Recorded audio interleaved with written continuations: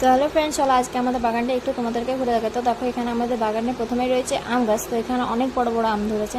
তো এগুলো যেহেতু পাকেনি তাই আমরা গাছে রেখে দিয়েছি। তো দেখো এখানে কত বড় বড় ধরেছে, আর আমরা যেহেতু এগুলো গাছেই পাকাই। তো এবার রয়েছে এখানে পাতিলেবু গাছ, আর এখানে যেহেতু অনেক কাটা, তো সামনে যেগুলো রয়েছে সেগুলোই আমরা পারলাম।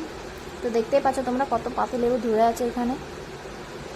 আর এরপর তোমরা দেখো এখানে এই দেখো আম আর পাতিলেবু। আর এই যে কুমড়ো গাছটা, এখানে এই কুমড়ো গাছ থেকে আমরা কিছুদিন আগে একটা বড় কুমড়ো পেরে নিয়ে গেছি। আর এটা দেখো পেয়ারা গাছ, যেহেতু পেয়ারাগুলো ধরেনি তাই তো এখান থেকে আর পাড়া যাবে না, তাই এখান থেকে আমরা আর কিছু পারলাম না। আর এটা হলো আমাদের বাগানের জবা ফুলের গাছ, আর এই জবা ফুলের গাছে অনেক বড় বড় জবা ফুল ধরে।